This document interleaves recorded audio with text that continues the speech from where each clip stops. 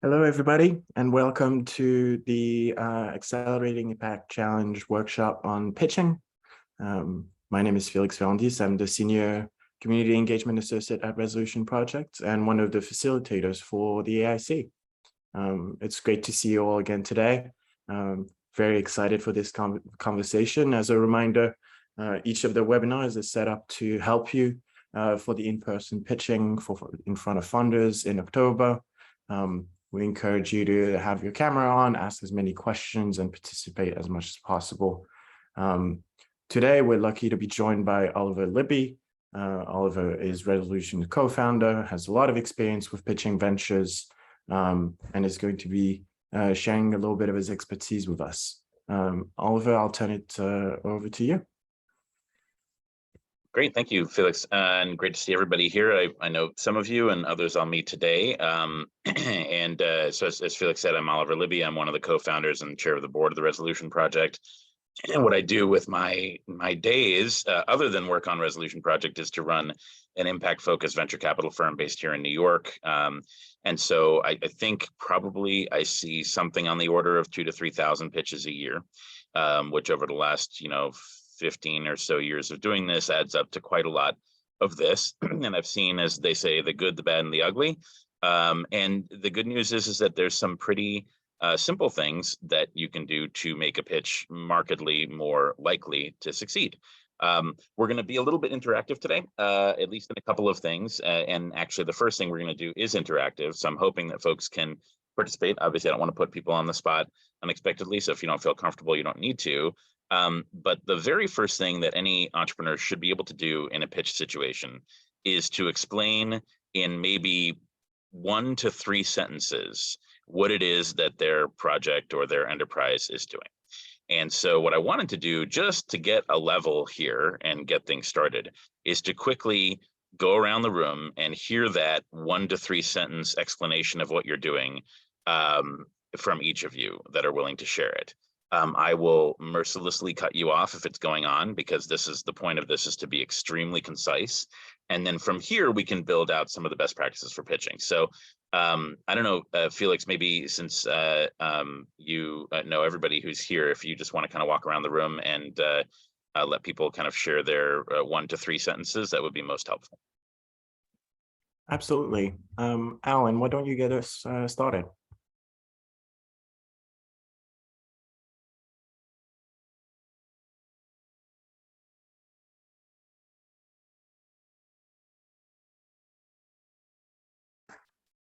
Alan, you might be on mute.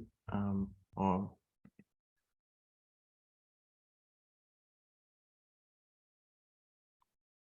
then maybe Joy.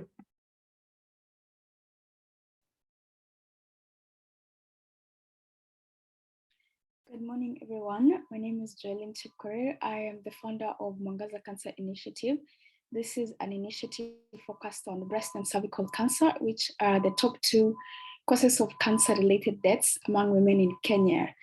We focus on education, screening, and funding low-income women to get screened for these types of cancer so that cancer can be detected early and treated promptly. Thank you. Thank you, Joy. Prince, can you go next? Yes. I'm Prince from Cocoa Potash. So our work is to strengthen the cocoa farming communities in rural parts of Ghana. So what we do is that we help women form community-based women groups and then collect the cocoa pod waste, convert it into potash, and use it to make soaps so that they can generate income, especially support their families during off seasons of the cocoa farm. Thank you. Thank you, Prince. James, are you able to go next? Yes, I can connect, but on audio. That's fine. To see you, Oliver. Great to see you, Oliver. Yeah, I'll just launch into what we do for the purpose of this exercise. My name is James. I'm the founder and executive director for the Rainmaker Enterprise. We address the challenges posed by climate change to remote communities, especially the smallholder farming communities in South Sudan. We implement solar-powered water solutions that enable communities to have clean drinking water as well as water for irrigation purposes. Thank you.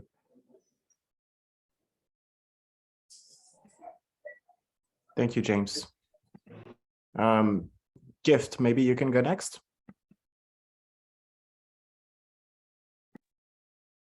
Hi everyone, my name is Gift Kitty, and the Zawadi Healthcare Services is aims to provide quality and affordable healthcare services to the residents of Kashani community on the outskirts of Mombasa, Kenya. Thank you. Thank you, Gift. Happison. Thank you. My name is Epson Chikola. I'm the founder and the director of Kupakwashe Cattle Feeding Cooperative, based here in Zimbabwe, Masvingo Province. We exist to, to link farmers, with market, with beef consumers. This is so in order to reduce, the transaction cost. So in doing this, we are raising, the income for smallholder farmers, and also for the provision of affordable beef, to the consumers who are quite vulnerable. Then, the farmers, they benefit from other activities in this value chain, which include breeding, cattle management training, for the production, cattle fattening. And also we have got some beef shops that we, that are the structures to link farmers direct, with consumers. Thank you very much. Thank you very much. James, I saw you just logged on. We were asking every participant to give a 1 to 3 sentences description of their venture. Are you able to go next? James Dayali.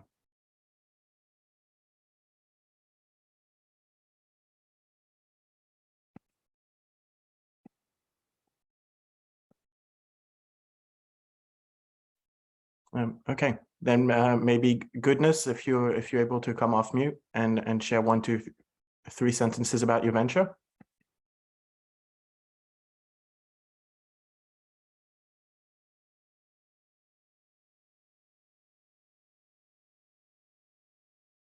I know Goodness has a little bit of a technical difficulty joining. Maybe we can go back to Alan if you're able to unmute now, and then wrap this up.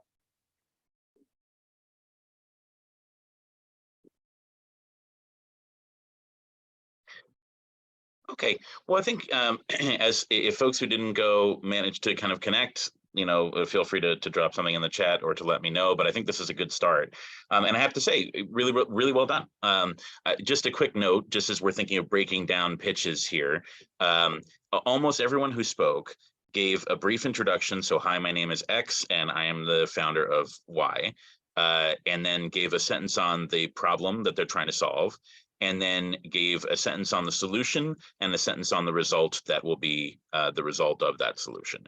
And that's really well done. So first of all, on just the quick elevator pitch, as we call it, this was a really good showing, folks, and it means that you're ready for what we would consider to be the 200 level of this conversation, which is how you really hone the longer pitch, which is great. So a couple of things as you're thinking about pitching. The first thing is to set an objective for each stage of a pitch. So as you know, in the process of gaining support for your venture, whether your venture is for-profit, not-for-profit, et cetera, you're really seeking an investment. And I'm going to call it an investment, even if it's a grant, because people are still investing money in what you're doing. And in the process of gaining any investment, there are a number of stages in the conversation, and it is very important to remember what the goal of each stage is, and to really understand what you are seeking to get as the result of the conversation. So for example, a lot of entrepreneurs will get on the very first conversation with us, and they'll end it by saying something like, so, can I send over the wiring instructions? And that's really not a great way to end your first pitch, because we're just getting to know one another. So depending on the situation, you really want to understand what the result is. If you're pitching in a situation where there's a panel of judges, for example, then you really want to leave them with all the information they need in order to make a good decision. And that's going to be a lot of the subject of what we talk about today. But the first thing that I always counsel founders is understand the objective of the specific conversation you're about to have and tailor the presentation to achieve those results specifically. For the purposes of this conversation, we're going to assume that the conversation that you're having, the pitch that you're giving, is about getting the first new investor at the stage that you're at. And there is a higher bar to getting that first new investor at any stage, whether it be the very first investment that you're receiving or grant that you're receiving, whether it be one that's in the middle of the road or one very late in the game. There's always someone who goes first, and convincing that person is the hardest thing. And so in order to do that, you really have to make all the aspects of your pitch work really well. So one of the things that I want to share, and I think you all did a really good job of this today in the very short pitches, is to spend more time on what it is that you're doing and less time on the problem. You may remember when you were in competition for your resolution fellowship, when you went through that process, we were giving you the advice in the finals to spend as little time as possible framing out the problem and as much time as possible on your solution. That continues to be the case. Most of the problems that you're facing, be it hunger or cancer or economic opportunity, these are problems that people do not really debate. And if they don't believe that it's a problem, you're probably not getting support from them anyway. So you're focusing your efforts on people who already more or less buy that what you're trying to fix is a problem worth fixing. It doesn't mean that you don't spend any time on it, but minimum amount of time. And when you describe the problem, highlight the things in that problem that make it solvable, right? So a lot of people say, for example, hunger is terrible. Lots of people are dying of hunger. It's an enormous problem. Now let me tell you about my solution.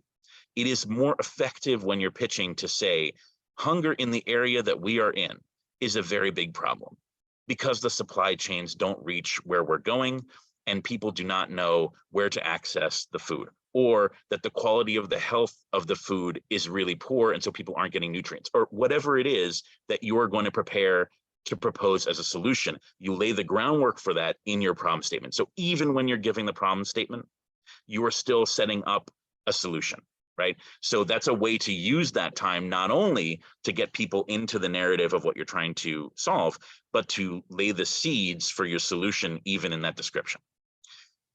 By the way, as we go through this, I'm going to go through probably 7 or 8 points here. I want you to please either raise your hand, interrupt me, put something in the chat, let me know if there's something you want to talk more about. And we're going to save quite a bit of time at the end here for questions. So I'm just going to keep rolling through these points unless there are questions that people have. One of the things that I want to make clear is you really want to understand the folks that you are talking to. This is really, really important. And a lot of people pitch without really understanding who it is that they're talking to. So we're going to talk now about 4 little things that you can understand about the people that you're pitching. Because remember, it's always human to human interaction. You are asking for support. Someone may give you support, but they're also a person and they have preferences and needs and biases, etc. So very, very important to understand, first of all, what I call the 3 kinds of givers. And again, whether you run a for-profit or a not-for-profit or whatever it is, you're still looking for someone to give you support. So there are always, in my opinion, 3 reasons why someone would invest in what you are doing. The first reason is easy, and we're going to dispense with it very quickly, which is it's someone who knows you and likes you and wants to support you anyway. That's very simple. You may have some of those people in your network or not. but nothing you say in the pitch is going to be all that important if the person's already predisposed to helping you out. So let's focus on the second two types of givers. And I call those story givers and model givers. And you have to understand the difference and do your best to understand early in the presentation who you're talking to. Are they a story giver or a model giver?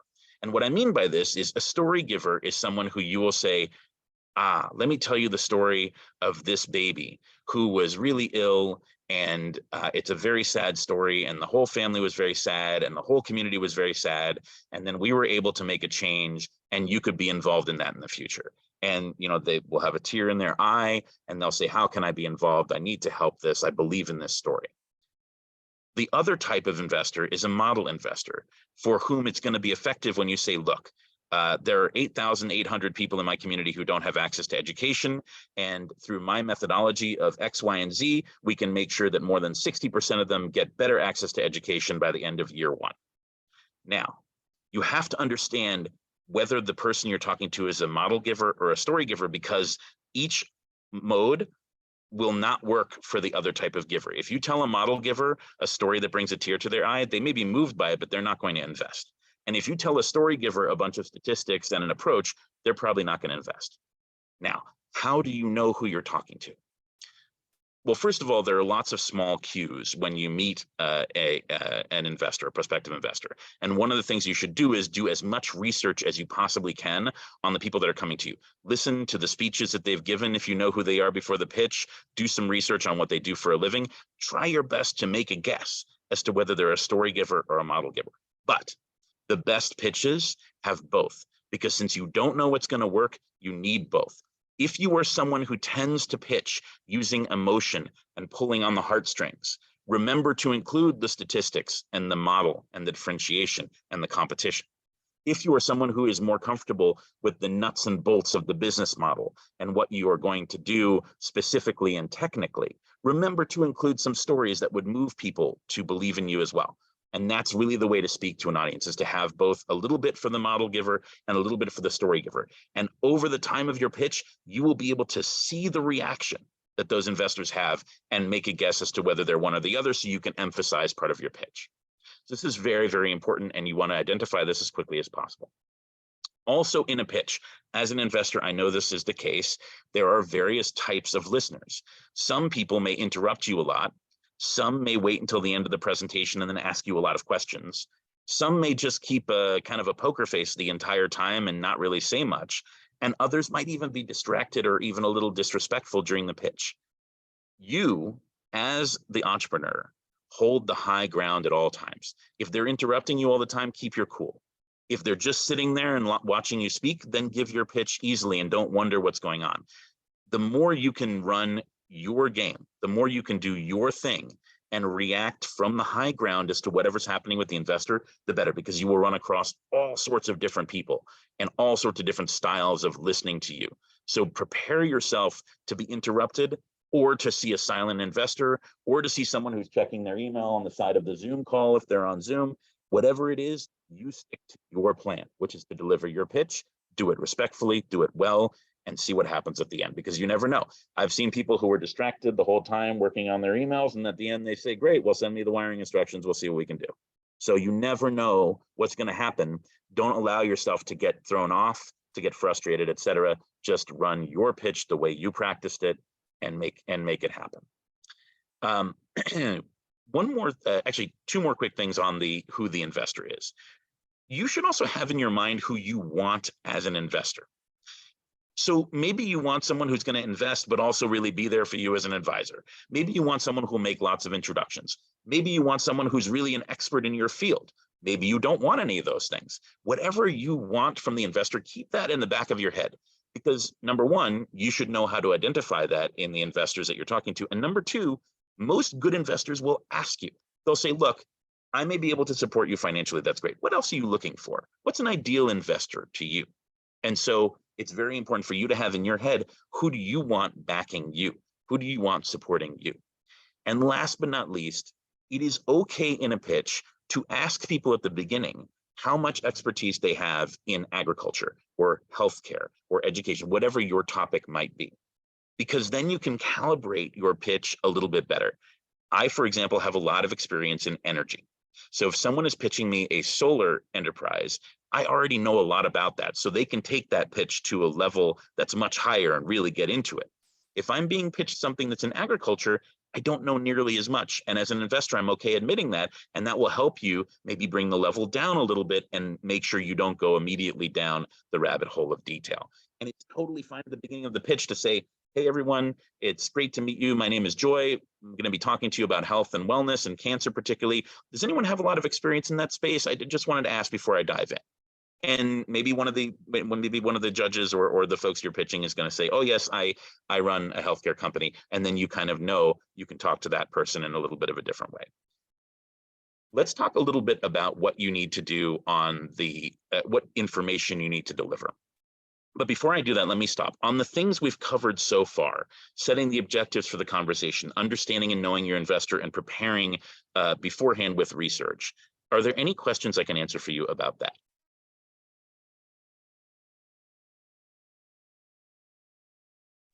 Don't be shy. You'll never be a friendlier investor than me. Gift, please go ahead. Hi, thanks, Oliver. I'm really enjoying your presentation on knowing what additional things that you want. I feel like it's quite hard. What if sometimes you don't know something until you get it? How I don't know how is the balance? And I'm glad that you gave like some suggestions, right? Like it could be mentorship, it could be some expertise in the field, it could be introductions, but like how do you what are some tips of figuring out okay and having ideas of what additional things to ask for supporting? Yeah, Gift, that's a great question. Thank you. So there are two ways for me to answer this. The first thing is just basically, there's lots of different things that an investor can do for you. And you may not want all investors to do the same things for you. So it's a bit, again, about knowing the person you're talking to. But let's say, for example, for your project, that there's someone who's really deep in the health and wellness space. Then maybe for them, you want them to join your advisory board, or you want them to bring in luminary physicians who have a lot of experience, or social workers who have a lot of experience in that space. So maybe it's introductions, maybe it's their advice. Maybe once you form a board of directors, you might want them to sit on the board. Maybe they have a great connection into the media and you want some media stories about what you're doing. It's about a little bit understanding who they are. And if you don't know up front, you can kind of figure it out during the pitch. But the other thing is, it's okay, and this goes for all questions that you get during a pitch. It is okay for you to say, here's some ideas, but there may be much more that I don't know about you that you might want to tell me, dear investor. So you might say, look, I'm looking for an investor who's going to be an active mentor and supporter for me. But I'm also really curious to know what you feel, what are you excited about contributing to what I'm doing? And, investors love to talk about themselves, right? And this is part of the game. And so they may say to you, oh, well, actually, I have 3 or 4 introductions that popped into my head during your pitch, and they'll give you even some names, and that's fantastic. And by the way, even if they end up not investing, those can be valuable connections for you, and people feel bad when they say no. So you might say, oh, well, I'm so sorry that you won't be investing in what I'm doing, but you did mention 3 names during the Q&A of really important people that I could talk to. Would you be willing to still make those introductions? And sometimes they'll say yes. So first of all, kind of do your research and know a little bit up front if you can, but second of all, engage in that conversation with them. Is that clear? Yes, it is. Thank you so much. Perfect. Excellent. So any other questions on this before we proceed? Perfect. Okay, good. So the next thing we're going to talk about is having command of your information. So this is something that I see very frequently. Let's see. So Happison, actually, I don't really know the answer to that question, but Felix, you might know the answer for the dress code for the pitching event. You're on. Yes, absolutely. Sorry. Happison, in terms of dress code for the AIC in particular, we're going to go for a business casual dress code. So make sure you look professional, but you don't need to kind of, dress up to the nine. We want you to be comfortable. It's going to be a long day. and we want to make sure that you're feeling your best to pitch. So keep it professional, but no need to do too much on the dress code. Yeah. And you know what, folks? So obviously what I'm telling you is a little bit more general pitching, although obviously a lot of this is going to be useful for this day. But generally speaking, if you're going into a situation, let's say you're going to go have a cup of coffee or tea with a prospective investor, and you're wondering, what should I wear? You can never get in trouble for being a little bit too formal. In fact, it demonstrates respect. Someone might make a joke like, oh, I can't believe you wore a tie. But you can get into trouble being underdressed. So in general, what I wear normally is a button-down shirt like this, some really nice jeans, and a good pair of shoes. Maybe I put a jacket on in certain situations. That's just me. But what Felix said is exactly right. You have to pitch from a place of comfort. If you're wondering what to do and you don't have the information, go a little bit higher, because the worst that can happen is they're like, oh, he came, wearing a suit jacket. Wow. But it's not like, oh, I can't believe he wore that. You're never going to get that. So just kind of pitch a little higher on the dress code if you don't know. Okay. And that goes for really everything, by the way. Like, just in pitching, you want to think about it as a social situation where you are coming asking for something. And that doesn't need to be demeaning, right? But the truth is, my grandfather always told me, you don't get anything that you don't ask for. And when you ask, just ask respectfully, no matter what the situation is. You hold the high ground, you hold the moral high ground. You dress appropriately, you pick up the tab for the tea or coffee, whatever it is that makes it feel like you kind of respected the situation and the time that the person invested in coming to hear you. So obviously for the AIC event, it'll be a little more formal than that, but just for all pitches in general, holding the moral high ground and being comfortable in that is a really important thing. So let's talk about the next topic. One of the things that I've seen that's most incredible, and again, I see hundreds and hundreds of pitches a year, if not thousands, is that entrepreneurs are not in command of the information about their own business. Full stop. It is the end of the pitch if you do not know the answer to basic questions or you do not answer confidently and precisely. There is, period, no excuse for not knowing your annual budget, for example. There is no excuse for not knowing what you're going to do with the money you're asking for. There is no excuse for not knowing every team member that you have, or at least all the senior people, your leadership team, and what the next person you would hire is likely to be doing. So it is really, really important that you drill those things, because there is no way to end a pitch faster than to fail to answer a basic question about your business. Now, you're sitting there on the other end of the screen, you're like, I know that stuff. What are you telling me this for? Of course I need to know that, but you would be amazed what happens. So a quick trick: do not be above writing those things down on a piece of paper in front of you, because when you're in the laser eyes of the judges, sometimes something you know really well will go away from your brain. And you do not want to look like you don't know how much money you need, for example. You don't want to be wondering how many people you helped last year. So just have your 10 or 12 key statistics. You have 7 team members, you helped 150 people last year, your budget is going to be $700,000 or whatever it is in your local currency. Just keep those things on a piece of paper so you can quickly glance down and you know the answer to that.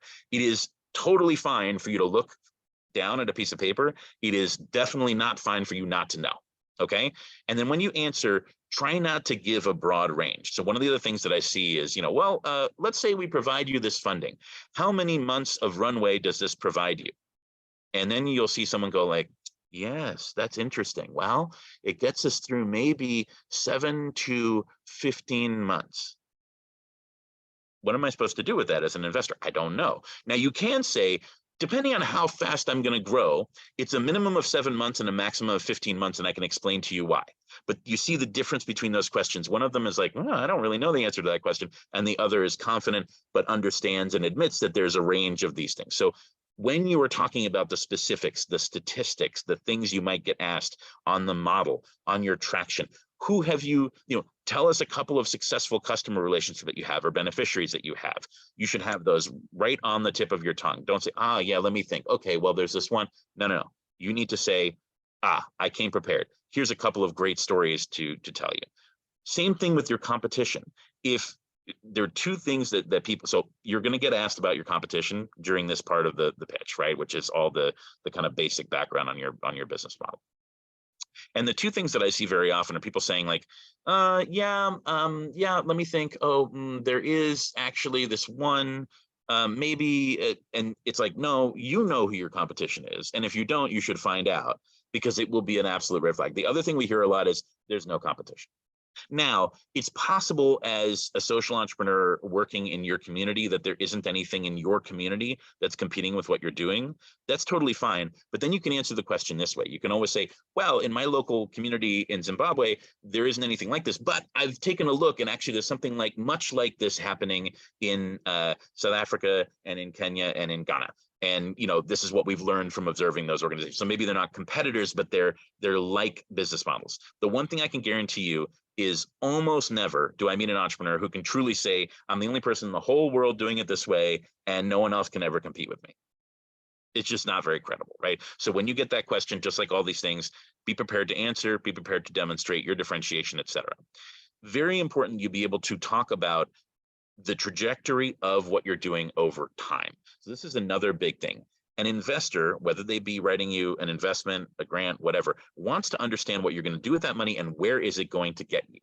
Some of that is about how long you can last with that money. Some of it is what will you be buying with that money? Is it more team members? Is it more supplies? Is it more technology? Whatever it is, it'll usually be a combination. We call that the use of proceeds, and the use of proceeds is something you need to know cold. If you're out there asking for, $200,000 US, you need to know how you're going to spend that, because otherwise someone might say, well, it sounds like you only need 100, or it sounds like to do anything here, you need 5 million. So what's my 200 grand going to do for you, right?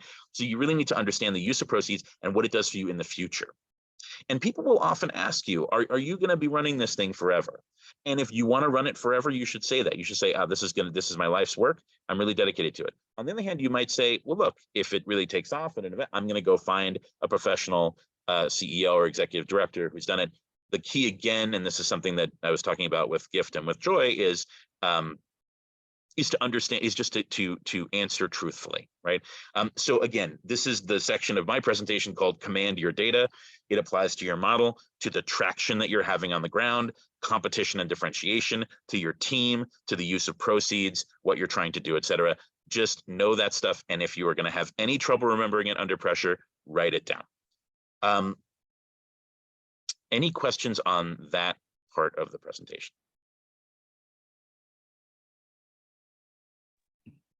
One quick question. Please. Is it a good idea to have, let's say, a screenshot of an Excel spreadsheet with your figures on your budget and your expenditures? I'm so glad you brought this up, because you have anticipated where we're going next, which is the loadout, or all the things that you absolutely need in order to make a pitch. The short answer to your question is yes, you're going to need that. But there are other things that you should have as well. And we're about to talk about that. So great question. You've gotten ahead of me. Other questions on commanding your information and your data and tricks about that before we forge onwards here? Okay. Oh, so Happison, I have a quick question. Okay, Gift, go ahead, and then Happison, I'll answer your question from the chat. Gift, please go ahead. Okay. On the question of competition, so sometimes you don't know how to. Okay, so there's another clinic that is a distance from where we are, right? On the edge right now, it say there's no other clinic close by, but if anything, it's doing better than us, but then it's far away, right? So if you're trying to look for, apart from affordability, right, you're trying to figure out, okay, in what ways are we better than them? And apart from affordability and maybe quality, like sometimes you struggle to, for lack of a better word, find faults. So I'm just trying to figure out what are other ways of thinking about competition and the ways of differentiation? So, that's a good question. And I think there's really two end results of mentioning any competitor in a pitch. And I'm just going to tell you the truth. It's one or the other, or you really need to reevaluate what you're doing. Number one, if the competitor that you're talking about, I think I understood there's a little bit of an echo on your line, but I think I understood that this competitor is far away. In which case, you can think about this from the perspective of what is someone else doing that may be a little further ahead of you that you can learn from and incorporate, right? And it's totally fine to say, dear investor, you've asked about competition. There's really nothing close to us, but actually we've done a really good job learning from these folks way over here who've done it right, who are a little further ahead of us. And so we're actually incorporating a lot of the learnings here. The only problem, of course, is if those people are likely to, if they see you developing a new market, if they're going to come and eat your lunch, if they're going to come and expand and beat you in your locale. And the only way to do that is to have a really good differentiation. What are you doing? Maybe it's even just your knowledge of the local community or whatever, but what are you doing that would protect you against that? And if you don't have a really good answer for that, and you think you're really at risk of them coming to compete with you directly and that they're going to beat you, you either need to develop an answer for that or think about doing something else. You know what I mean? And again, I'm talking to you just as an investor would. You know, if you're in a situation where a competitor is going to come compete with you and you think that you can't win, then you should think very carefully about, you know, whether you're allocating your resources in the right way. But normally we look at it as either what can you learn from a distant competitor or how would you beat a proximal competitor? Does that make sense? Yes, thank you. Perfect. And Happison, for the graphical information, it really depends, right? The graph is particularly when you're pitching from afar, graphical information can be really good. Just go back to what I said at the very beginning of what I'm telling you today, which is the graphical information is going to work for some of the judges. And in fact, it will be really important for them. But if you have a lot of graphs, make sure you have some photos as well and tell the stories, because for the potential, the judges or the investors that are really moved by stories, their eyes are going to kind of glaze over with the graphical presentation. So just make sure you balance the presentation is all. So having graphs is not a problem. And in fact, it can be really helpful. Just don't make it all statistics and graphs. Does that make sense? You can just throw it in the chat if you want. Perfect. So let's talk a little bit about what you should make sure that you have. So first I'm going to talk about generally, and then I'll talk about the specific presentation that you're going to make for AIC. So the general loadout for raising money for any investable entity, be it for-profit, not-for-profit, et cetera, you should have some short bullet points and description that you always have in your drafts of email that you can send quickly. So that if you meet someone at a conference or out for coffee or whatever, and they say, oh, send me more information on what you're doing, Joy, you have a canned email. You understand canned, just a prepared email that has, 3 or 4 bullet points. That's like the quick explanation of what you did. Underlying that, and maybe even as a link, you need to have a presentation. And we're going to come back and talk about the presentation in a second, because it's pretty much the same presentation you're going to give to AIC judges. If you have a lot of financials, you should also have a financial model. It doesn't need to be crazy sophisticated, masters in business type of financial model, but at least you need to have that Excel spreadsheet that says, here's what I'm going to take in, and here's what's going to go out, and here's how I make it through the next 12 months. Usually as investors, we like to see, a little bit more than 12 months. We like to see several years of planning, but you just need to understand what you're able to do. But there should be some financial information that demonstrates, again, the effect of the investment you're taking in, how long you can last, and inflows and outflows. And last but not least, it is important for you to have some sort of what we call a data room eventually. Now, this can be very sophisticated, right? If you're running a business and you're going to take in millions of dollars of investments, you're going to need a really significant data room that has all sorts of stuff in it.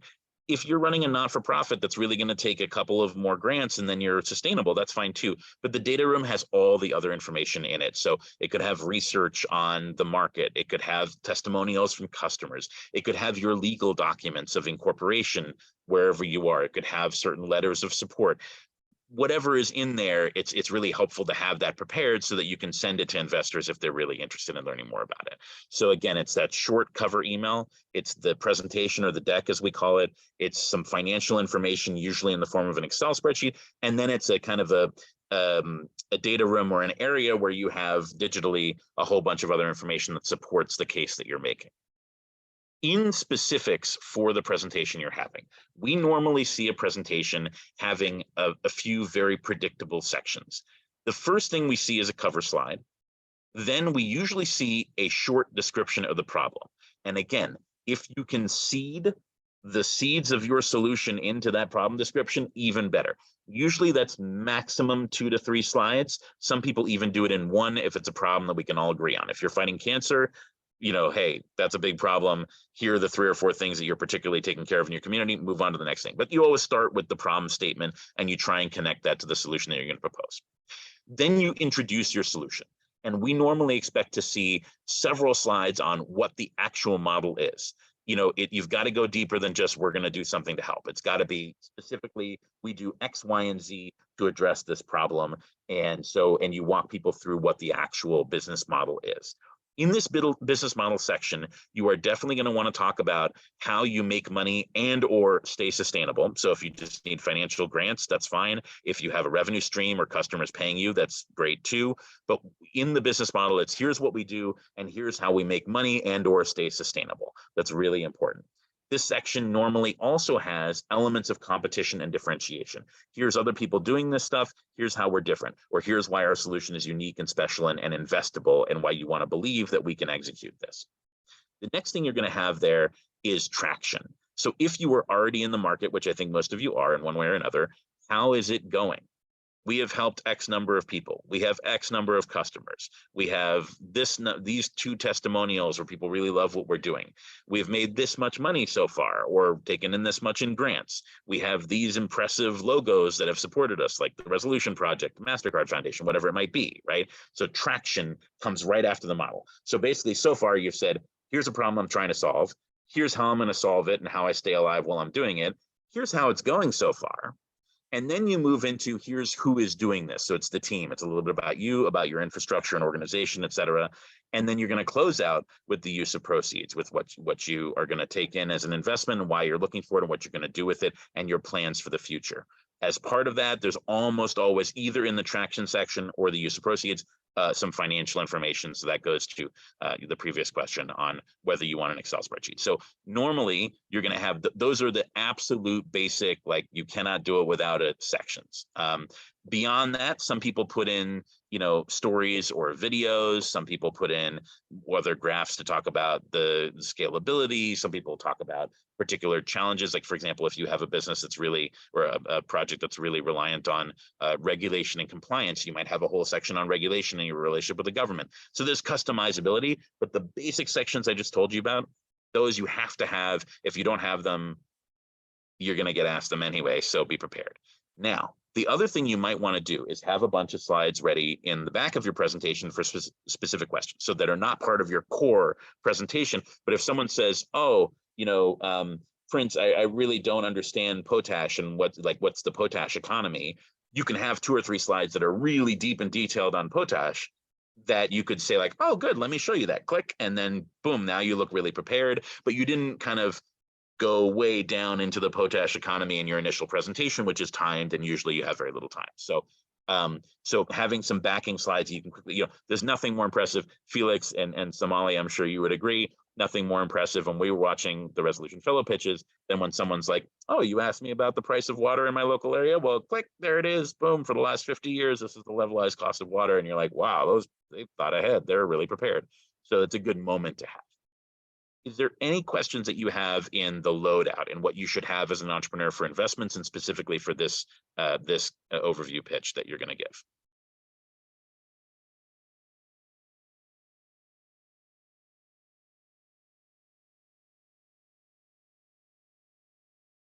Okay. So I'm going to end on 2 key things I want you to think about. Actually, 3 key things, sorry, that I want you to think about when you're going into this situation. Oh, so actually, Gift, why don't you ask your question first? Okay, thank you. I have a follow-up question on the videos, right? And the use of videos. How can we best leverage the use of videos? Like, can we use it to talk about like our problem, or a bit of problem and solution, and then in the discussion, like further expound on that? And then I was really interested in your data realm. And I don't know if there's an example, or like when you say testimonials or letter of support and all that. I was just just trying to, unpack it further or research on market and all that on a data RAM. I don't know if there's something you can lead us to look more into that. And is it data RAM like RAM, like the storage of a computer, or I wasn't sure also getting that spelling correct if I was to go and look it up more. Sure. Thank you. Yeah, so a few things here. I'm gonna answer some general things, and then Felix, if you can pop in on specifically if they can use if you can use video during the AIC presentation, that'd be helpful. In general, so first of all, what I said was data room, ROOM, and I don't want you to be overly focused on that. What I just mean is a repository where you have lots of background information where you can really swamp an investor if they're getting interested in you.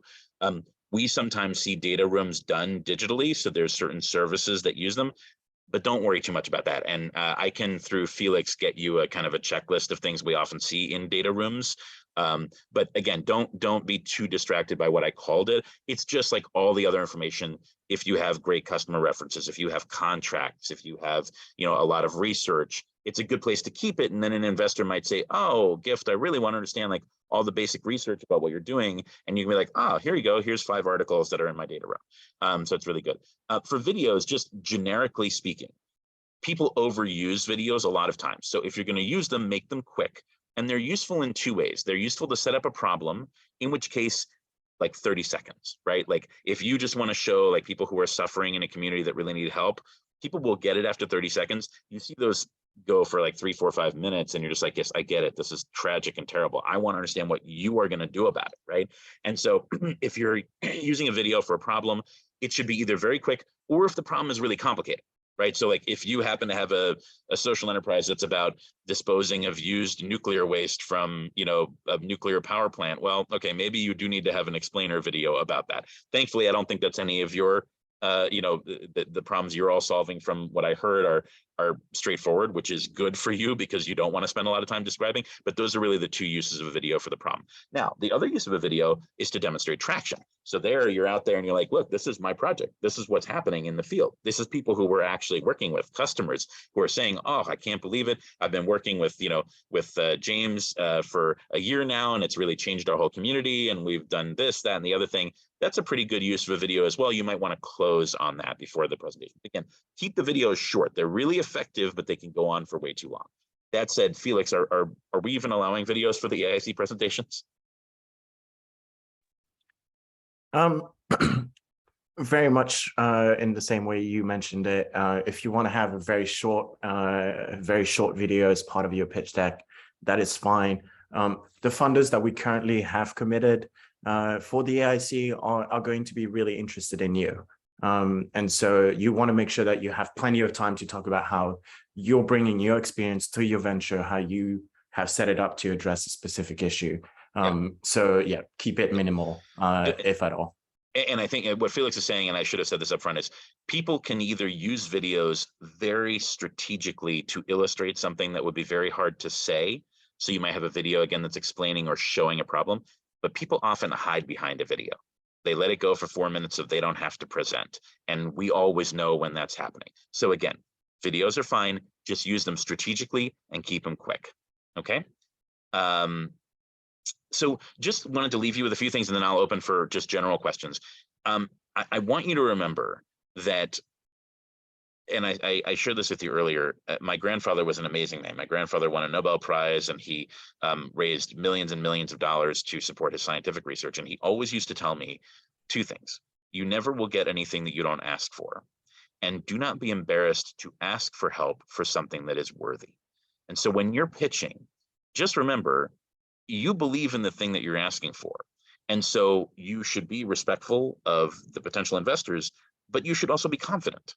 And you should be okay to ask for support, and you've all done that because you're here. So you know this, but just know here that you never get anything you don't ask for, and you should remember the worthiness of what you're asking for support. It is both a privilege to receive an investment, but also as someone who invests in people, it's a privilege to be involved in the really great things that you're doing. So it's a 2-way street, and remember that. Also, remember very much, we talked a little bit about knowing your own presentation cold, but if you get a question and you don't know the answer, it is perfectly fine for you to say, you know what, that's a great question, Felix.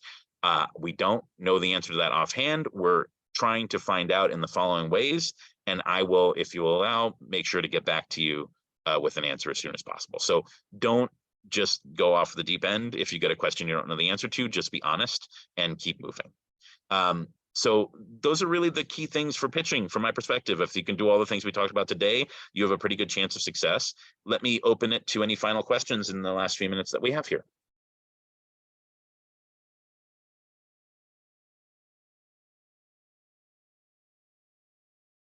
Yeah, goodness, go ahead. Hi, good afternoon, everybody, or good morning, wherever you are. Hi, Oliver. Oliver, hi, Felix. Okay, sorry, I joined a few minutes late, but I've been part of the whole session. My question is this: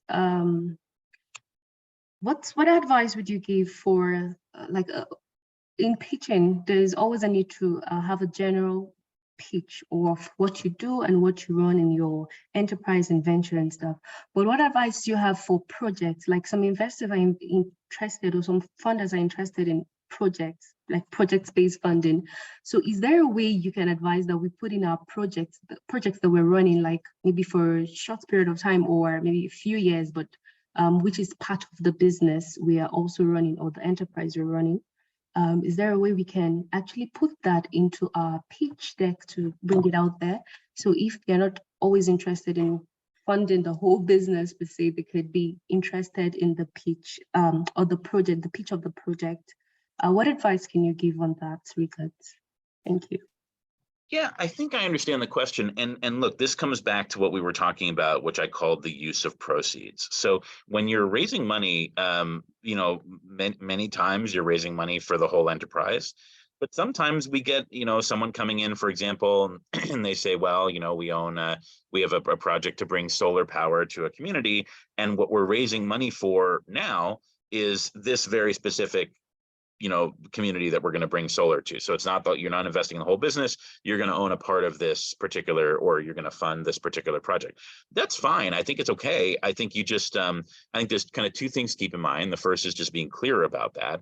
And the second is just make sure that you're talking to the right audience. So, you know, if you have someone who's really, you know, you've done your research on the potential investor and they really like to invest in the business and work with the founder, versus other investors who are really project-based, and there are definitely project-based investors, just know who you're talking to so you don't really turn them off. But there's nothing wrong with raising for a subcomponent of what you're doing, as long as you're clear on that, and you can also tie it back to why that will make your whole enterprise more successful.